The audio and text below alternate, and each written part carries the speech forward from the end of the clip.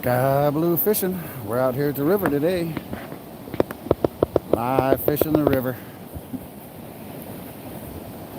Doing something a little bit different for everybody.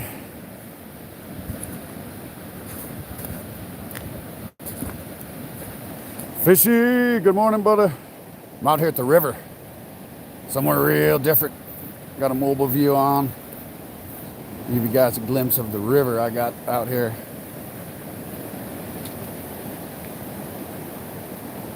Yeah, you guys can probably hear it really well too. We got some sunrise gonna come up over here.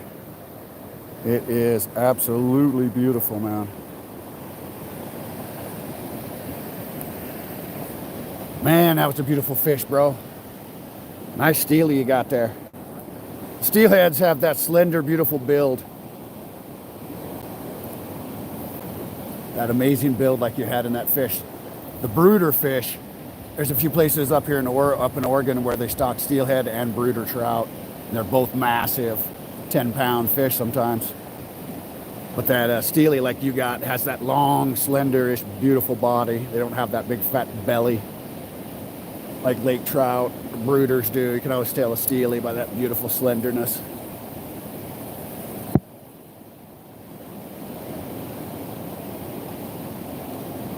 Yeah, I love the sunrise views.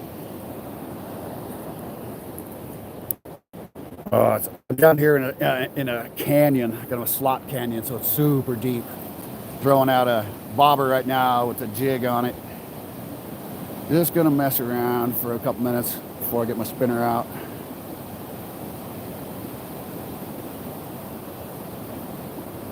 That fish looked like it must have fought pretty good, bro.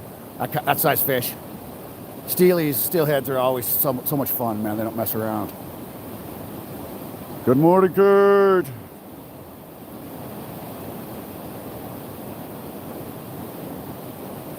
No spamming, please. Fishy, you there? You don't get rid of that?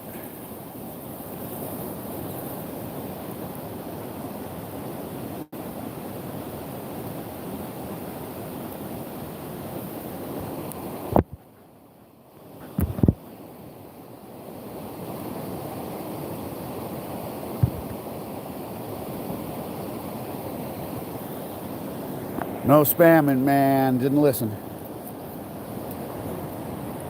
Thanks, man. I think we got him.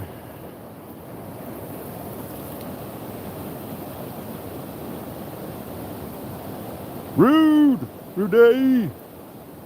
Yeah, I'm just waiting for a little bit of light to come and hit this water. I'm out here in a beautiful area, man. Hello, how are you? ABC 1, 2, 3.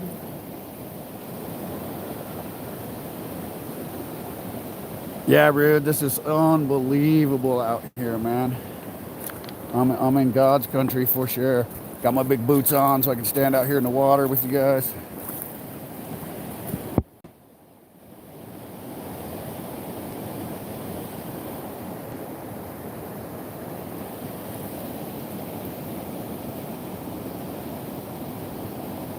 I hope everyone's doing well. You going live, Fishy? I assumed you were.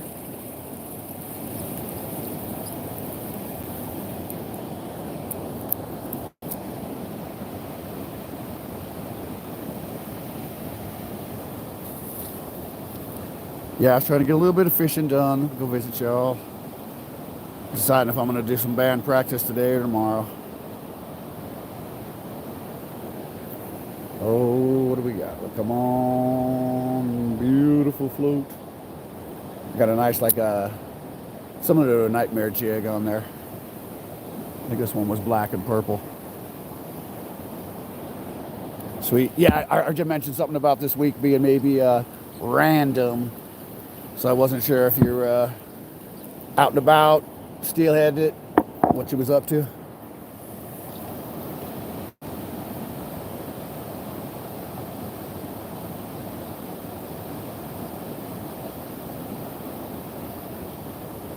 Yeah. Trying to find a comfort zone myself. I'm an early morning guy. So I don't mind getting up and doing these earlies like this. But there's so many people that are always doing live between Jersey, the Maniac, Bob, Skeeter goes live. After a while, I'm just like, huh. But the way I kind of look at it, you kind of got to create your own, get your own niche, create your own reality, and then eventually people will come to it.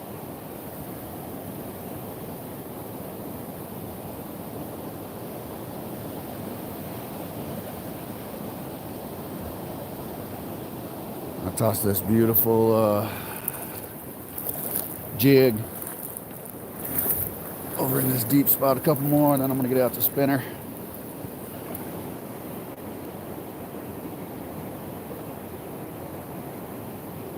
Oh, thanks, Rude. Appreciate you, man. I hope you feel better, brother.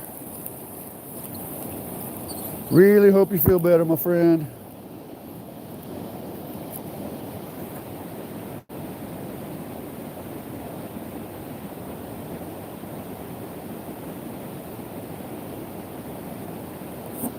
Yeah, I see that, fishy. It'd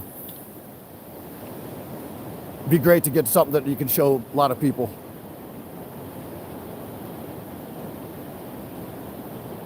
Yep.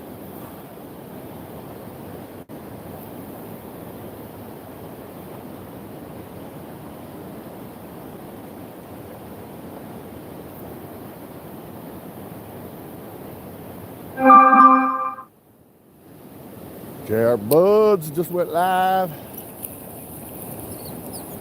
Yeah, Cindy has a great show at night, man. A lot of camaraderie. You got to think about, like, you know, creating that fun vibe. Night's great. People are off work, happy, celebrating.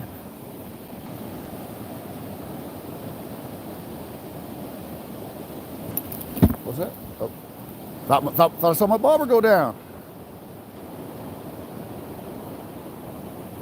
I love drifting things like this in beautiful little creeks. This is a river, but it picks up to be a serious river soon after me. This is the Sacramento River. All right, spinner time.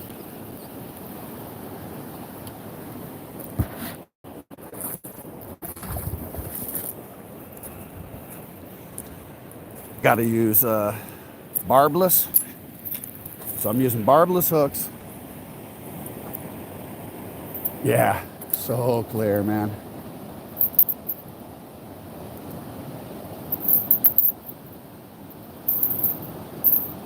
Beautiful. Number 4. Beautiful spinner. Let's see how she works.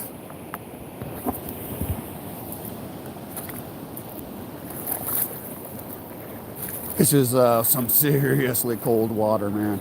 It's like mountain glacier water here. My daughter's a water lover, but this stuff is just way too cold to swim in. It's a big swimming hole right here. Ain't no way you'd ever get me out there, though.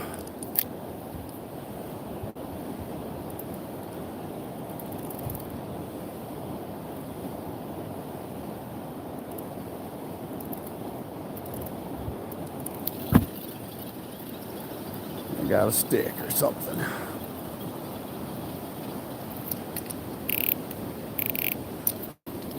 Got me a snag. Oh, man.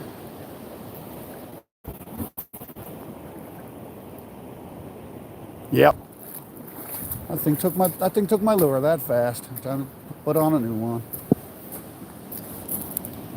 If I had my waders on, I'd walk out there and get that puppy.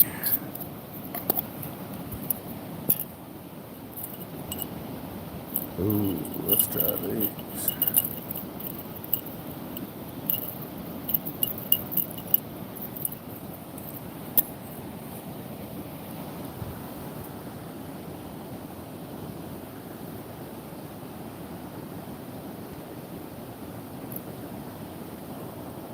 Yeah, eggs, man, I tell you. They get the ticket, bro. Sometimes they really cure them puppies.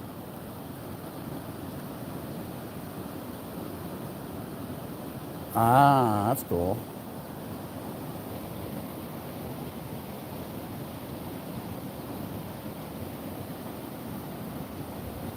want to lose that spinner that fast, man.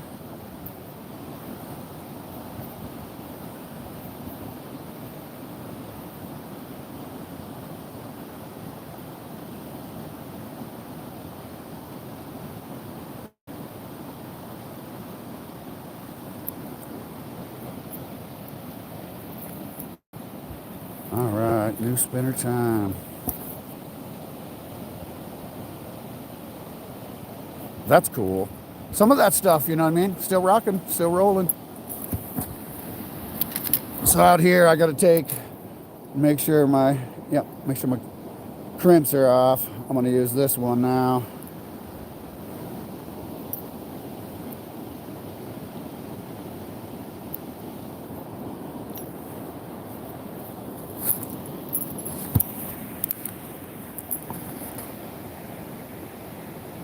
Hobo, appreciate it, man. We're out here in a beautiful, beautiful river.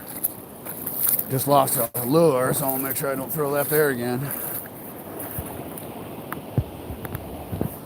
Got you live with me. We're trying to get some of these monster fish.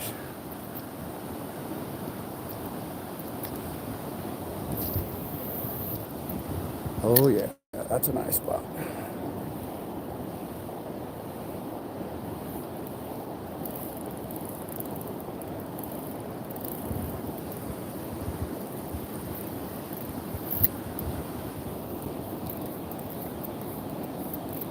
Yeah, eggs are one of my favorite things. I have 2 or 3 things of trout eggs waiting for me to tie up, do whatever I want with them.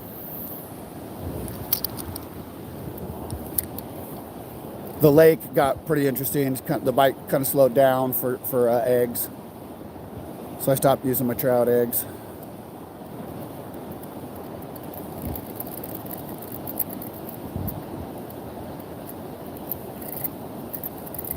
Now I'm throwing a spinner out here in the river.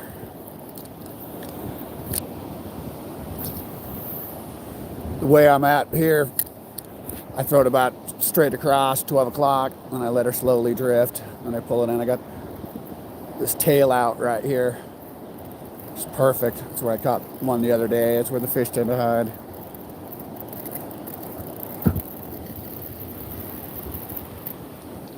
I'll show you what I mean by that. Up here is a deep swimming hole, about 8 feet deep, at the deepest 6 on average. Then it rolls down, it goes into this tail out, then it drops down to more rapids right there, and it drops down in elevation. Well, right past those rapids up here is where the fish like to stay, right about here. It's called the tail out, right after one big set of rapids before it drops down to another, and it's calm, it's quiet, the current's easy, so they'll hang out right there. I'm at a river called the Sacramento River in Northern California. I'm at the beginning of it. It's a protected kind of area, so there's no, everything's catch and release, barbless hooks.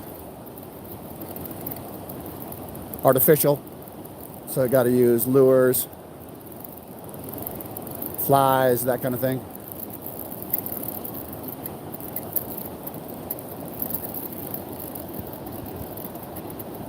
Oh, nice. Yeah, Hobo, you know the Sacramento, it's beautiful. It's a long river.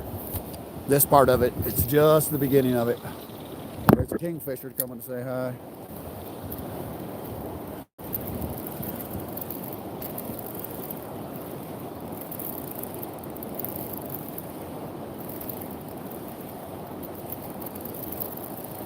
Oh, it's so beautiful now.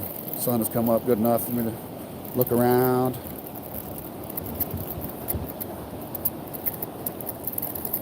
When I get off live, I'll probably walk out there with my shoes off and get that lure. I can see right where it went. Oh, never been to that lake.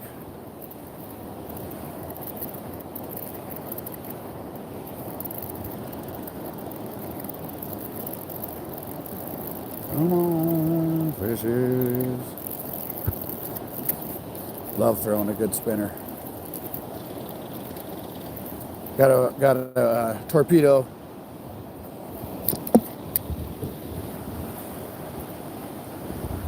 Bell-shaped torpedo style one on there with a side wash hook.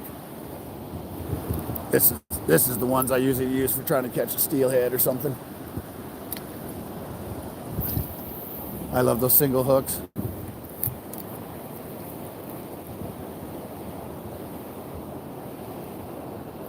Oh, nice. Yeah, exactly. There's a little bit of a walking trail down here. So it made me think about it. I posted a short from here, fishy, and also was like, oh, I'd just go there and do my prayers on Sunday. And so that made me think. I was like, well, maybe I'll do a live here. My chances of catching fish are not the best. And once I catch the few that might be in here, that'll probably be it. But I figured, hey, this is just, you know, very picturesque, very, very like a little slice of heaven here. Figured might as well get everybody a little view of it.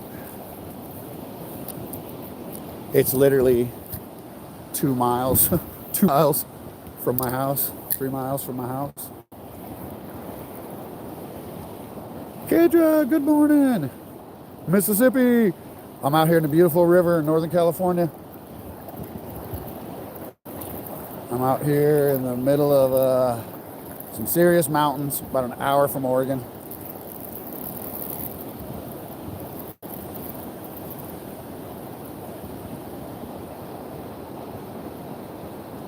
Yeah, fishy. It is, man.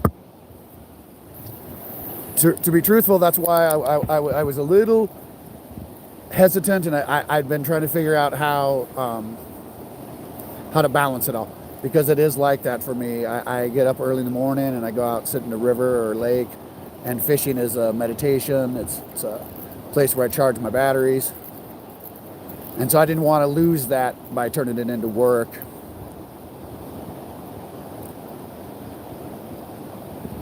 Yeah, it's something, you know. It's just, I try to avoid the weekend crowds. I like being by myself. Yes, you know, you can get a glimpse. It just goes up this little canyon here. Right, this canyon goes another mile, and then we hit the lake that I fish at. So that was a big thing, you know. It's like, all right, got to balance doing this with all those things I love in life. Last thing I'd ever want to do is turn my morning meditation fishing retreat into you know, work where it's never fun. Rodney, Melissa, hey. Please hit the subscribe and like button, guys. It'd be nice to have you around. I'm hoping I got a big rainbow, or I got a German hiding. Beautiful brown sitting in here. This is the exact little pocket I caught at that 18-inch German brown when I was talking to you, or when I was entertained by your cool live, fishy. We are in Northern California. Beautiful, beautiful river. Headwaters of the Sacramento River. Doing our best to get massive trout. It's a catch and release area, so the fish can get pretty big here.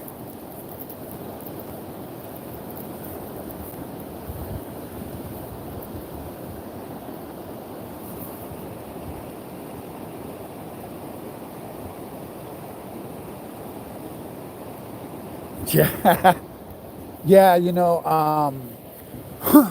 for me, the way I look at it is half the time we have to outfish the other fishermen. So like say it gets light here about 7.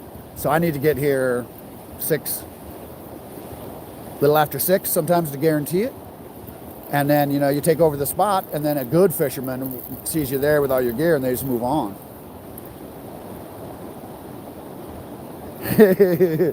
At least you got Midwest nice. Out here we have Oregon, Northern California. I don't know what the best way to say it.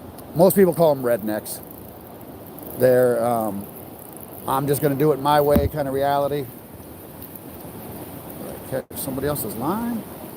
That was weird. Yeah. think I got mentioned to you on previous lives. I got this amazing place to fish for salmon, but I have to deal with these old retired guys that all live up there, and they just catch and release, and they just want something to do.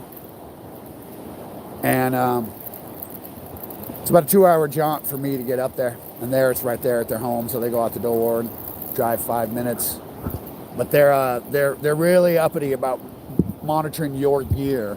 And if you're using braid, they like to give you a hard time about it. And so by 6 o'clock, they're there, man. They're waiting for the sun to come up. So I've had to beat them by getting there at like 4:30.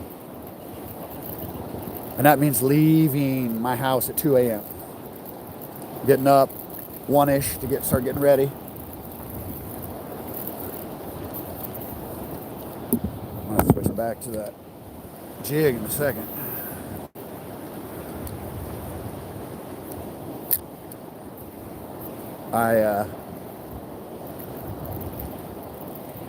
I really prefer peace and quiet and a little bit of isolation when I fish.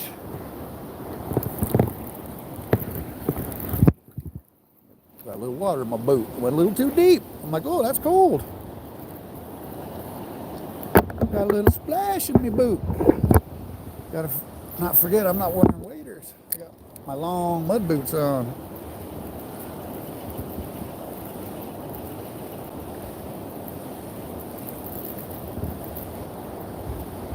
Back mountain, yo, bud. We're out here in a river, man. We're trying for the river slammies. I'm gonna switch it back up to my jig. I'm standing in the river about 10 feet out. Just got a little sock. Got a little hit on the river on my sock. Told me you're going too far.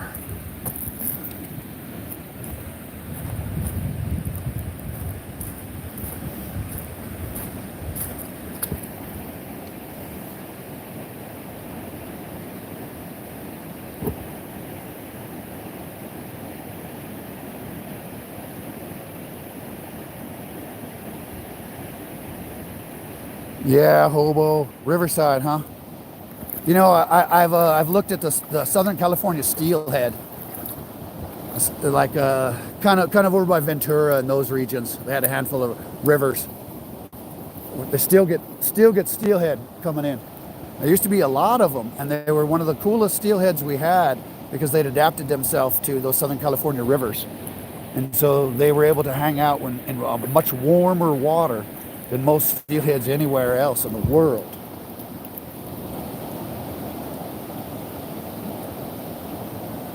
Nice. Yeah, I didn't go out yesterday. It was Sunday. I wanted to catch up on March Madness. Yeah, this is just beautiful, man. There's another waterway that enters right over there. It's a decent moving stream. I'm throwing my bobber out. I got a jig on it.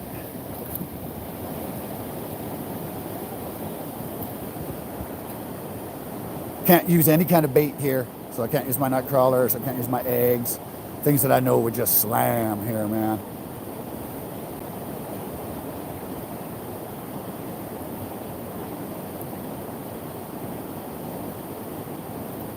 Oh, how beautiful, man. God bless him. That sounds amazing.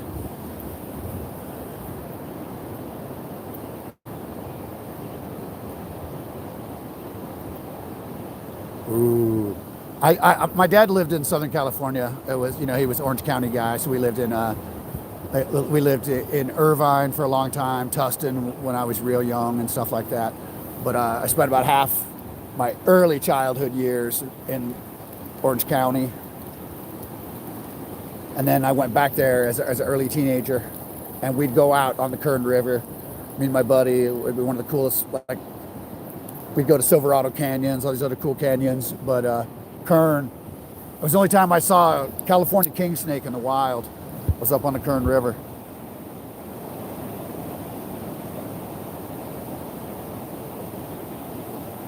Wow. Yeah, scouting is really amazing. That's what I did. That's what I was doing that day you were live. I was down here scouting, checking out signals, and then I was like, what the heck? Let me start throwing into this pool and see if there's anything there. And that's where I caught a big brown that was in this pool. Yeah, that was really cool, Hobo, man. It was the only time in my life that I'd seen that California king snake. My buddy was way into snakes, and he was so excited. It was a nice sized snake. You know, I saw lots of cool other things, but I like the kern, man. It was pretty.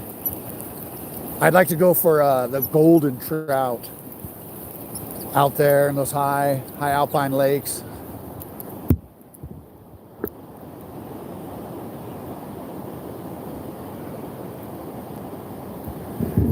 Yeah, that's the tough part, huh, fishy? It's like we got to balance between where we want to fish and where we get a signal. I was so happy this place here gets a signal.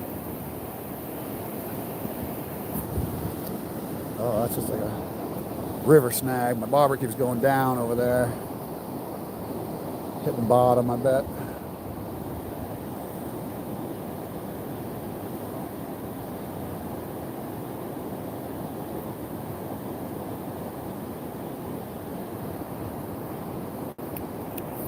Gen X. Yeah, man, look at this area. Oh, it is beautiful here, man. I keep hoping that a big slammy will be just hiding in the hole, man. Since it's catch and release, there's got to be some monsters hanging out here. And there's been known to be 3-footers. Walk you guys to this little hole. You can see maybe this inlet comes across the way.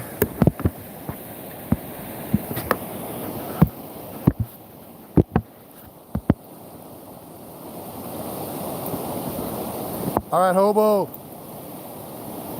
It's great hanging out with you, Hobo. Rodney. Yeah, fishing's great, man.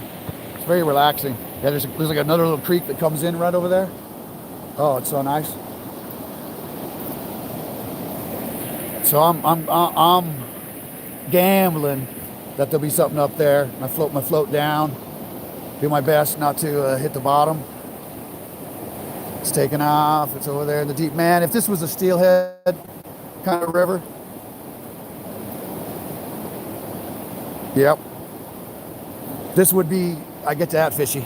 This would be the most insane little steelhead hole right here. This would be everything I want in a steelhead location. And if there wasn't such strange rules, I would be bouncing eggs on the bottom. Yeah, the browns, man. The browns are the fish that are like the most challenging for me to catch around here. They take a lot of luck, patience, little skill mixed in, whatever you want to call it. Come on, bobber.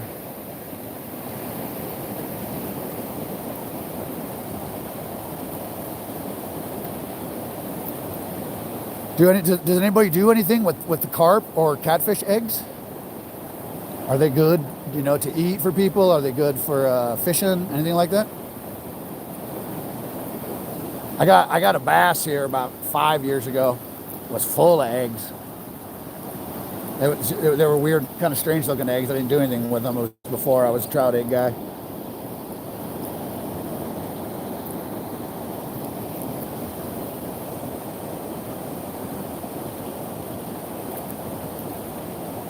Oh, yeah.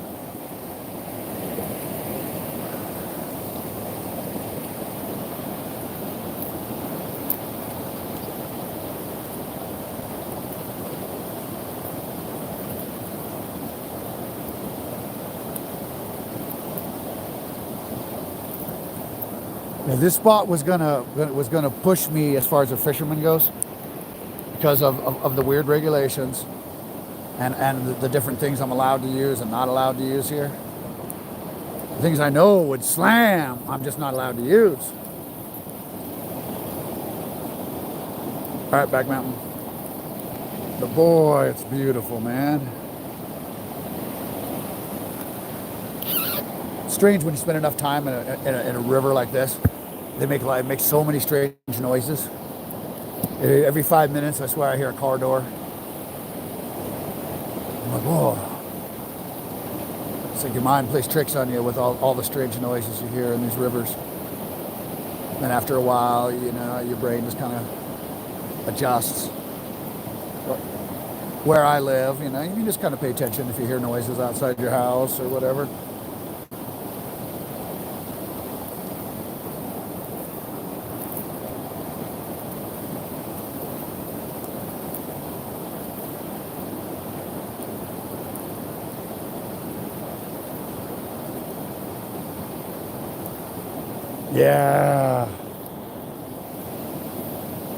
Yeah. This gentleman named Jordan Carnegie, he's with Addicted Fishing. He was one of my mentors, one of the guys that I really learned a lot of different amazing things about in life. And he fishes. He's a guide up in Washington. So he's you know, always taking people steelhead, salmon fishing, and browns are one of his nemesis. And he's, you know, he's one of the best fishermen I've ever seen. But browns can just still elude even the best of the best. They're really interesting. I probably caught 700 rainbow trout in these waterways right here, and I probably only caught 30 browns in maybe a 5-year period of fishing this lake and this river.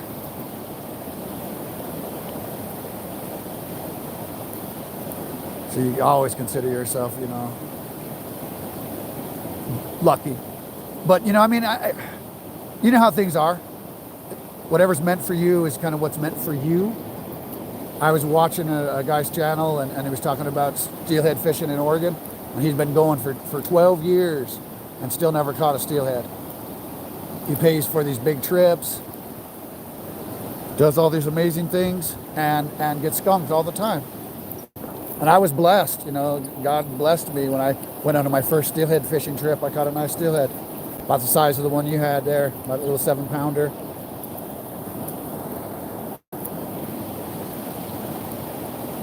The hatcheries around us that stock by coastal rivers, a 5 to 8 pound steelhead, which would look like about the range you had there, they're considered like small to medium steelheads. And then that's like, say, Southern Oregon, Northern California area. And then when you start going up Oregon, on the Oregon coast, you get up towards where Oregon meets Washington, those rivers up there, you can get into a 20-pound steelhead, no problem. It's commonplace to get a 12, 15 pound, and you can get a 20 plus. You know, 3 times the size of the one you got.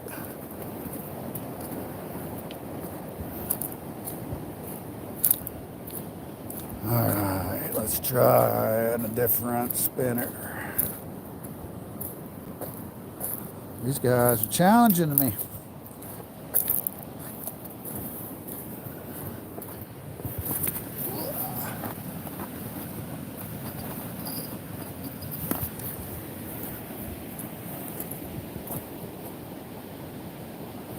All right. Let's see, what do we got? Yeah, I don't know about that.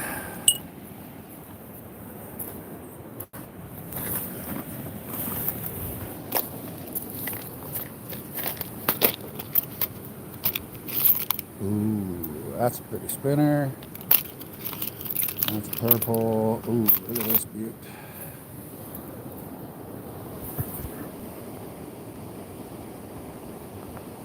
Number 3. Yeah. Yep.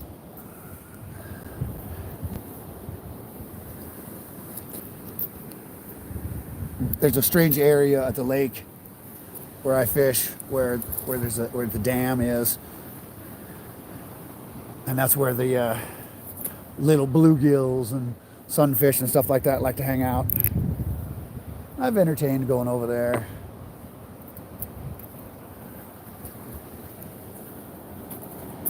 All right, sorry for the shaking. Got to try a different spinner, man. So glad you found some eggs.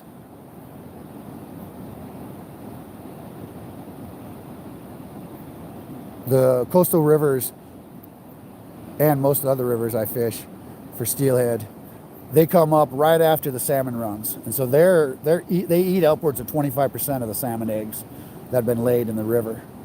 So that's why they'll hit so well on some kind of egg, is that's what they're eating. And majority of steelheads go back to the water after they've spawned, unlike salmon, which is the end of the run for a salmon. All right. See if we can get lucky with this one. Chaos! Yeah. Yep. I had a buddy who was a bit of a gambler, a bit of an amateur gambler, and he hit a few that were pretty big ones, and it was challenging for him. He didn't enjoy going to Vegas anymore because he'd always have a comparison chart. Oh, I need to hit this high, blah blah blah. And I just told him, I was like, man, you just need to go in with a blank slate. And I kind of try to do that with fishing. If I compare something to my previous catches, then I'll take the joy out of catching one of those teenies. And so I just try to go into every experience brand new without that comparison to my last big score, if you will. All right, let's go get this fish. There's got to be somebody hiding over here, man. I want to soak my boots again or soak my socks again. Come on, fish, where you at? I'm out in the river now, Chaos. I'm out in the Sacramento River. Oh yeah, that's a good action on that spinner. I like that action. I made the mistake earlier that I was telling you about, Fishy, where on my final retrieve of the spinner, I just relaxed.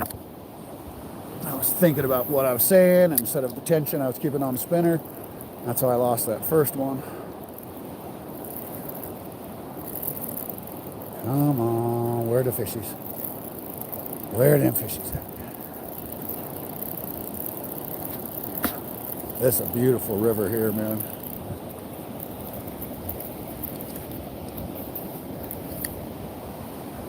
That's the thing I liked about watching some of those shows of those Great Lake steelheads. They look nice. They look good size. You guys got good inlet looking rivers.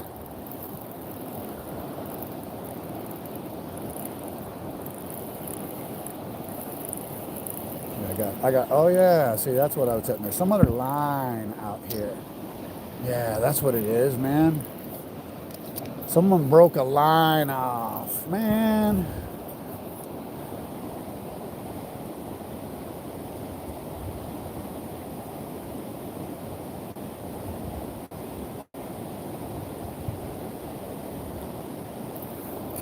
Yeah, that makes sense, Fishy. If you can figure out something like that you're like, yo, I'm the big carp boy. I'm the big carp slayer.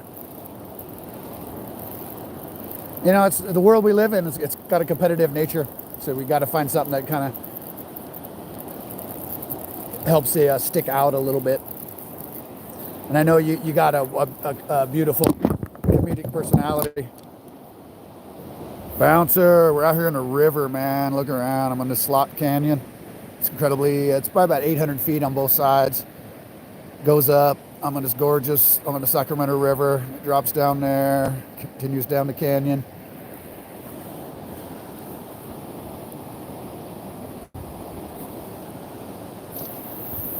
Throwing a spinner, no barbs on it. Barbless spinner.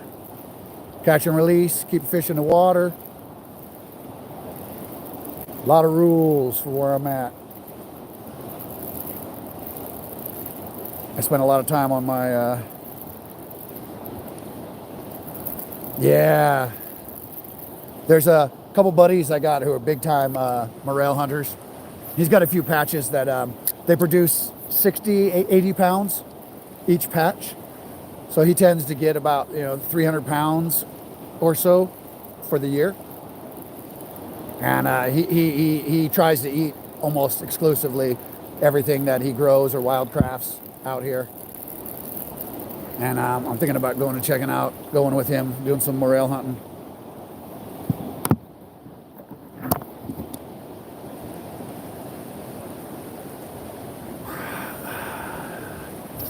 Elm trees, I don't think so. Not a lot, if there is. If there is, somebody plants them. Not natural. We got no hickory, we got no mesquite, we have no elm. We have natural oaks, 2 or 3 kinds of oaks. We have a lot of manzanitas. We have juniper. Then we have madrone. Then you got all the evergreens. We have Shasta pine that is in. It's only lives around here, up into the Oregon region. That's it. Nowhere else.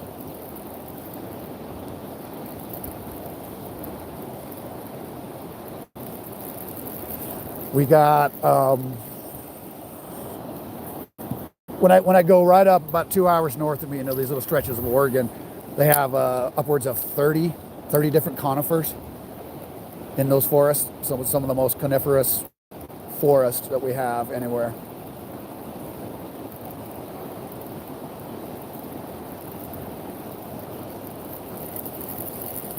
I'm trying to slam another brownie. This is a swimming hole here, 6 to 8 feet at its deepest. Right now, it's probably only 5 because of the water. The water depth. We have a lake right up there that I fish out of, and they control how much they release. It's not a hydro dam. There's no power, nothing generated. I just think they just back it up for a fun lake, give people some boating and other things like that.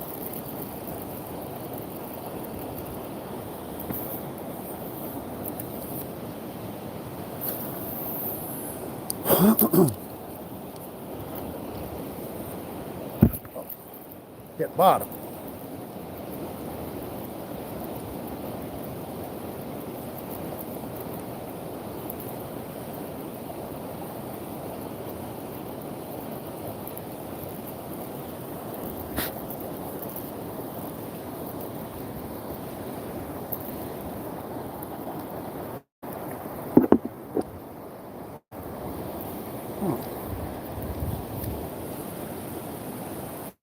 Come on, fish. You hiding anywhere?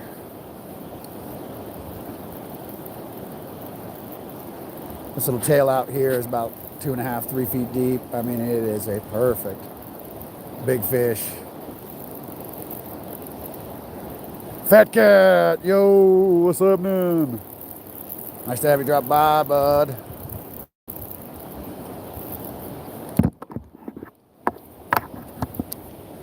Throwing a spinner out here in the river. Trying to catch a big one.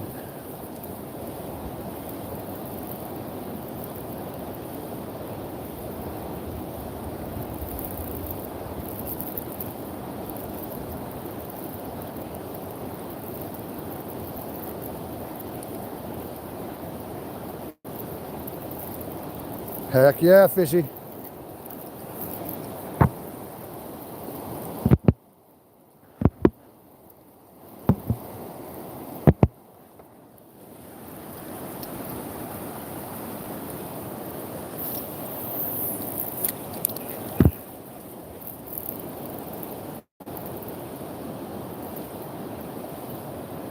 Oh, come on now. Is there a big fish? That's just the thing about little spots like this. There just may not be any fish in here. I got that big brownie today. He may have booked and said, I'm out. Go find me another hole if someone's going to catch me there.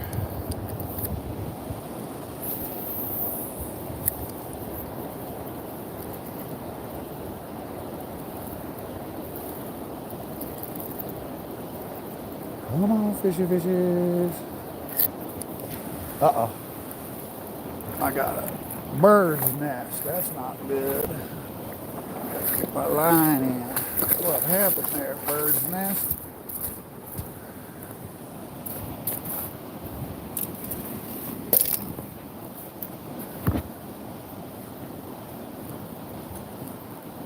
Good. Yuck.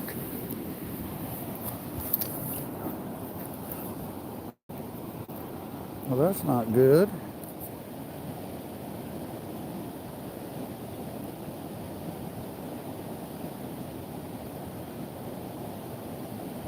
Oh, yeah. That's pretty cool. Oh, what is this? I'm going to have to mess with this in a minute. Switch gears.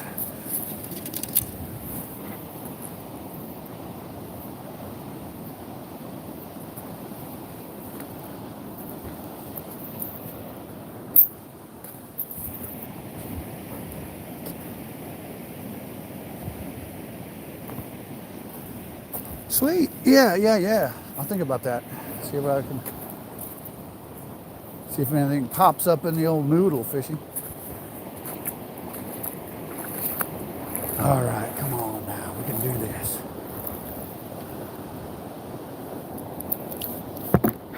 I know there's got to be a big fish out here. You got to want what I got.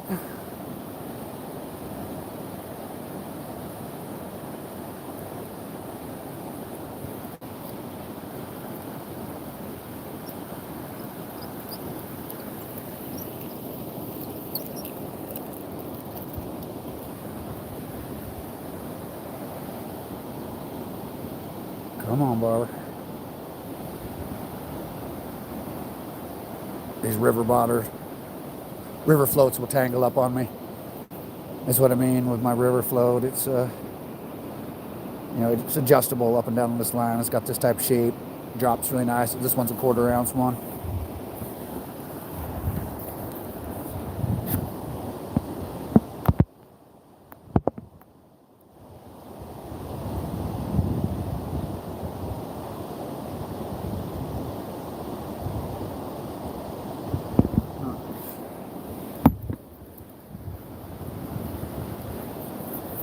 You can tell at times when people like search the internet for a joke, and then people who kind of got a couple jokes in their wheelhouse.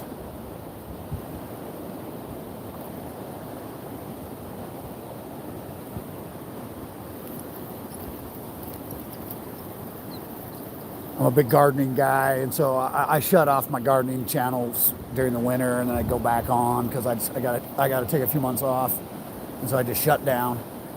But there's a gal on one of these lives. She just loves to make jokes, and you can tell she's an older woman. She's just looking up the Google search of funny plant-related jokes. And half the time they're just like cornball stuff when you try to force a joke.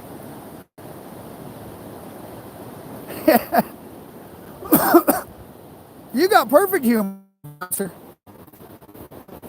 You got that perfect timing humor.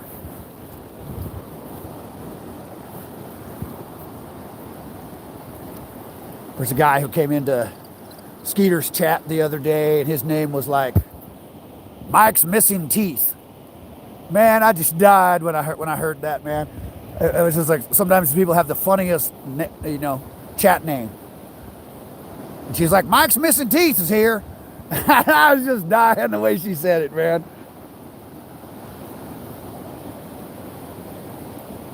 Yeah, exactly.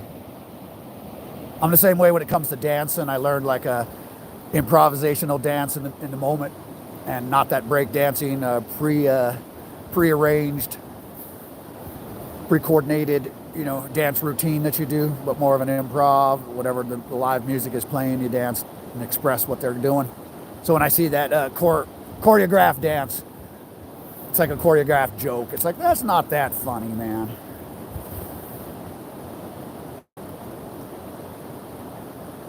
Darn right, bouncer. Yeah, exactly. It's like that. It's like, that's my kind of humor, is perfect timing. That's what she said kind of humor. Someone lays out something perfect in front of you, and you can come up with a great little innuendo that fits.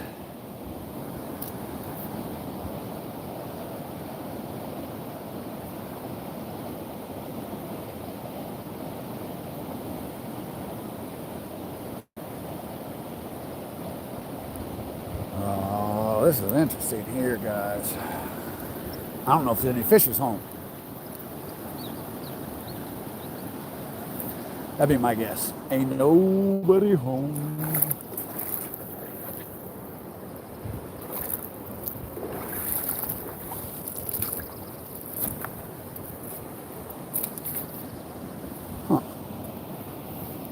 be wrapped up in the line. Oh, yeah. Huh. I was like, what is going on here?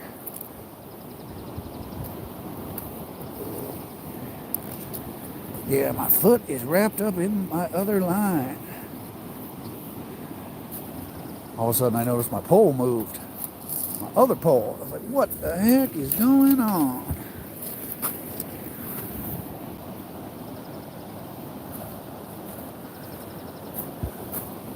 Ridiculous. I've got to clean this mess up.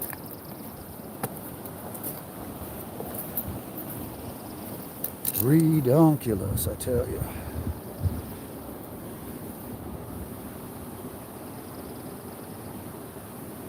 Yep. That's the way I am. That's the way my humor goes. All right, yuck. Let's try that again, y'all. Get that line out of my way. Oh, it's still on my foot. Still on my foot. What is the deal?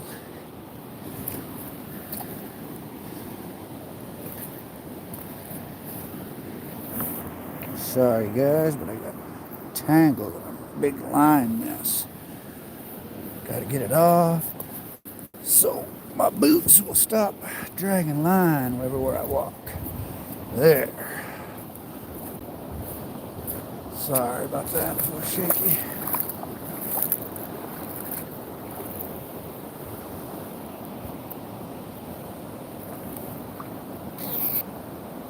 It'd be fun to fish here for you guys all, but I didn't know what it was going to be like catching anything.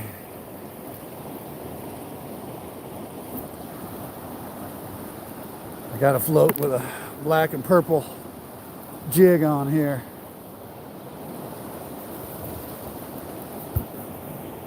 Really love to dangle a night crawler.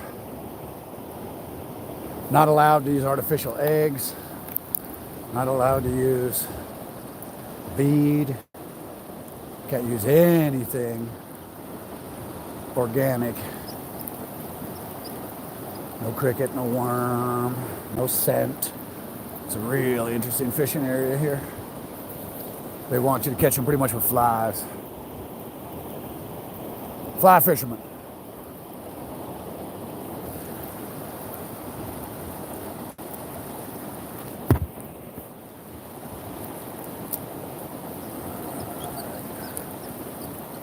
Ooh, we're getting into the danger zone. That's one bad thing about river retrieval, man. Throw your gear up.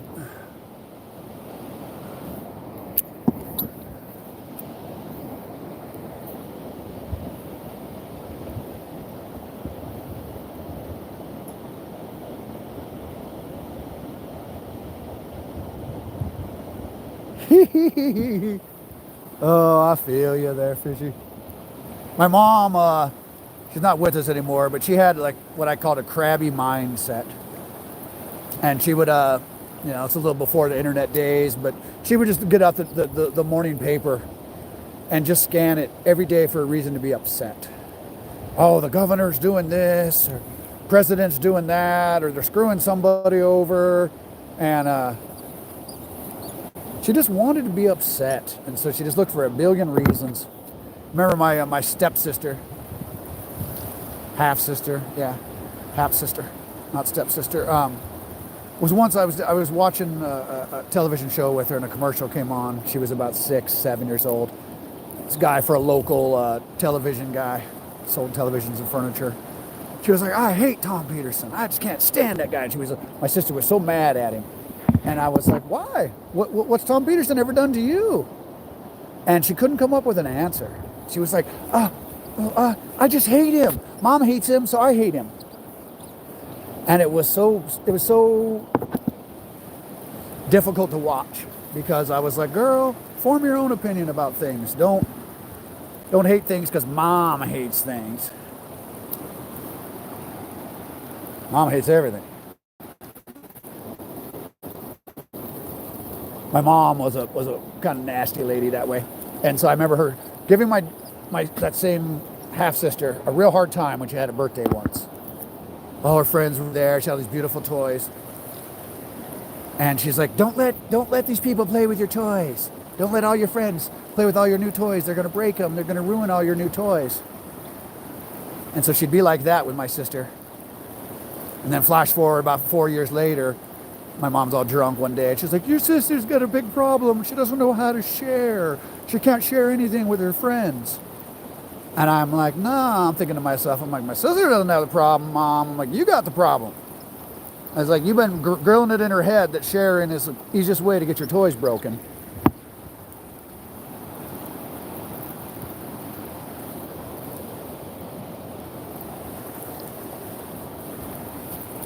But those were the past days. They're both gone. Both my parents aren't around anymore.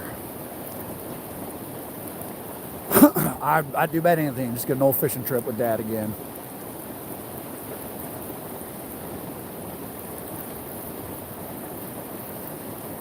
I'm going to hit the hour point here. A couple minutes fishy. I think I'll call it quits. Just wanted to do a little one. Wanted to test it out. See how the quality is. Down the road, I think I got to get a better phone. Images look pretty darn amazing on my end, but the times when I watch the replays, I'm like, yeah, I can see where my phone quality is not holding up the best. I wasn't planning on doing this kind of crap when I got this newest phone. It's about a $600 phone. It's nothing crazy.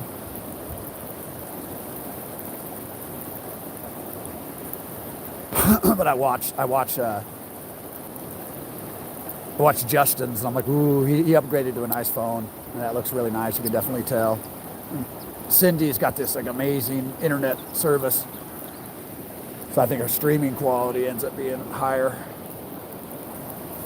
I'm out in the bush, so I'm relying on good old Verizon.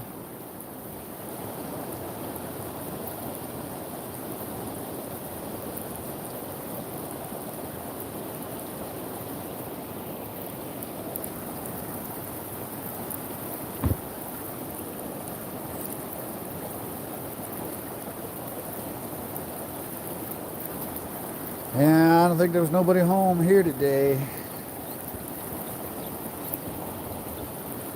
Watch, I'll turn the live off and throw something on, and I'll probably slam a big old fish.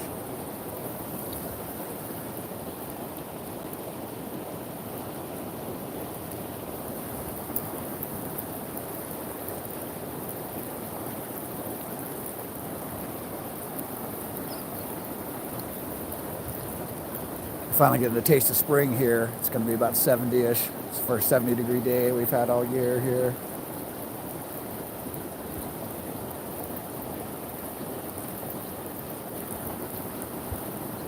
Nothing. Yep. By using my spidey sense, it's like, all right, there's nothing going to bite in this hole.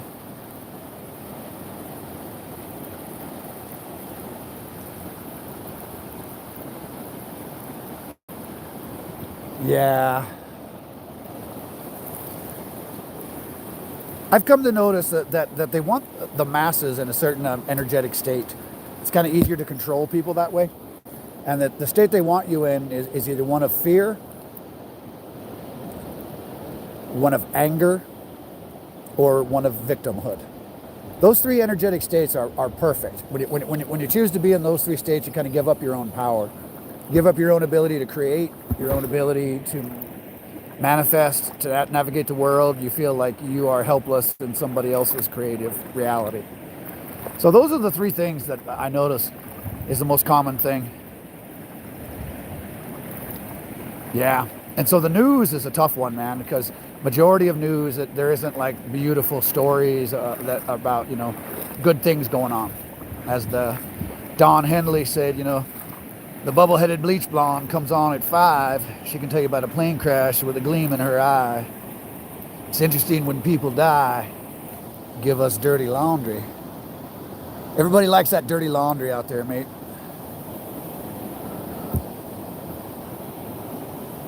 Yeah.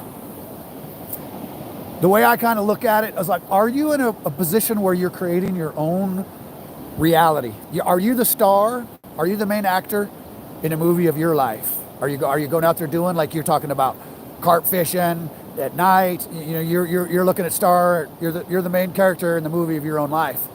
You got a vision. You probably have a vision where you want to take your YouTube channel, and you put forth the energy and create all that. Or we can be we can participate in somebody else's life. We can just sit and watch a movie. You can watch a live fishing show of somebody else's.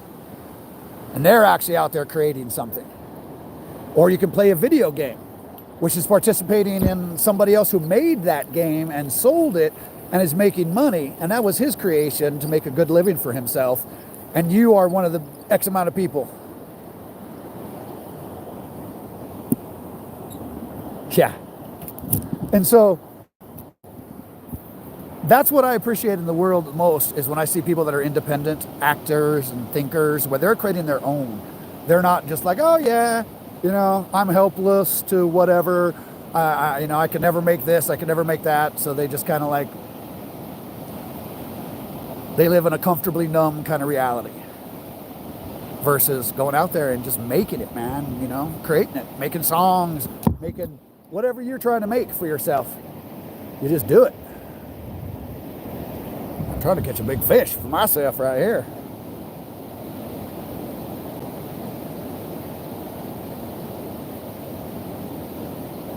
Yeah, that would make sense. The main character. That, you know, these 20-some years ago, this band String Cheese incident, I used to hang out with those guys and see them a lot. And that's what they were all talking about. They were like, hey man, be the actor in the movie of your own life. They're like, you know, get out there, do something. You know, they created this, they wanted to bridge the audience and band. So they created these participatorial rituals and these ways that you felt like you were part of the group, not just sitting there as an audience. So it was a real fun time. All right, mate, I think I've hit over my hour. And if you're going to go live, I think you can break it heading there soon. Appreciate chatting with you. I'll catch you in your live soon. If I don't say it enough, you're a real good person, Fishy. I appreciate you in this world and all you offer and all you do, man. Glad everyone got a little glimpse of the beautiful place I call home. Beautiful little river. Sun's gonna peek up way over there, down the valley. All right, Fish. You take care, Fishy, and I'll see you soon, buddy. Bye. Sky Blue out.